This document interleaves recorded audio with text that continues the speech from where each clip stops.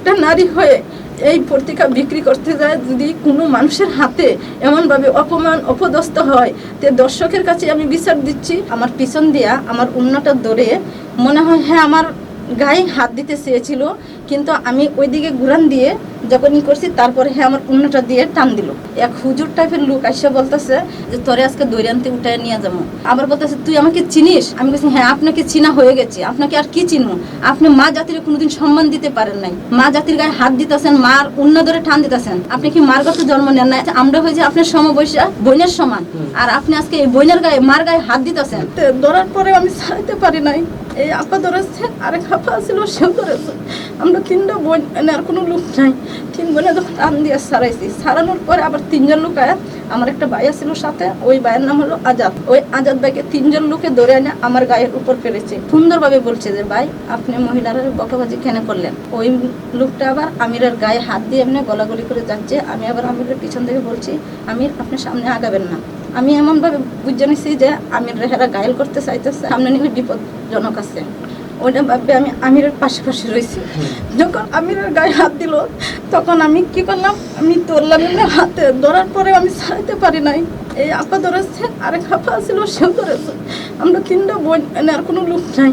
তিন বোনে যখন টান দিয়ে ছাড়াইছি, ছাড়ানোর পরে আবার তিনজন লোক আয়া, আমার একটা ভাইয়া ছিল সাথে, ওই ভাইয়ের নাম হলো আজাদ। ওই আজাদ ভাইকে তিনজন লোকে ধরে এনে আমার গায়ের উপর ফেলেছে। তারপরে আবার আরেকটা ভাইয়া ছিল আমার, সেই ভাইটাও ওইটার দিকে দৌড়ে যায়, ওই দুজনকে ধরেছে, ধরে পারতেছে না। তিনজনে ওই ভাইটার ছাড়াইয়া ওইদিকে আনছি।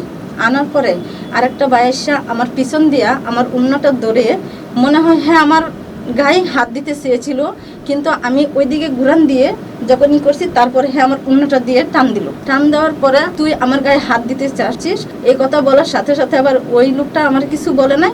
এক হুজুর টাইপের লোক আসে বলতেছে যে তোরে আজকে দৈরান্তে উঠায় নিয়ে যাবো। আবার বলতেছে তুই আমাকে চিনিস? আমি বলছি হ্যাঁ আপনাকে চিনা হয়ে গেছে, আপনাকে আর কি চিনবো? আপনি মা জাতির কোনোদিন সম্মান দিতে পারেন নাই, মা জাতির গায়ে হাত দিতেছেন, মার উন্ন ধরে টান দিতেছেন। আপনি কি মার গত জন্ম নেন নাই? আমরা হয়েছে আপনার সমবয়সা বোনের সমান, আর আপনি আজকে এই বোনের গায়ে মার গায়ে হাত দিতেছেন।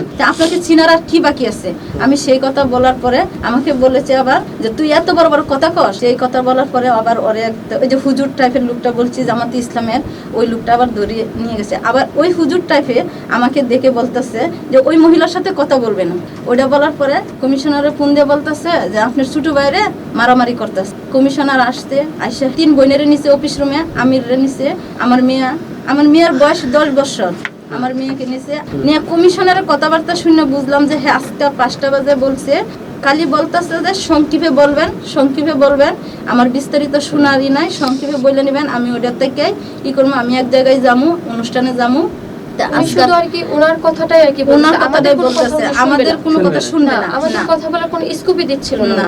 আমাদের কথাটা যে পূর্ণাঙ্গ হ্যাঁ বিস্তারিত শুনবো এই তার সময় নাই। হ্যাঁ বলতেছে আজকে বসবো। আমরা যখনই বলতে যাই তখনই বলে সময় নাই।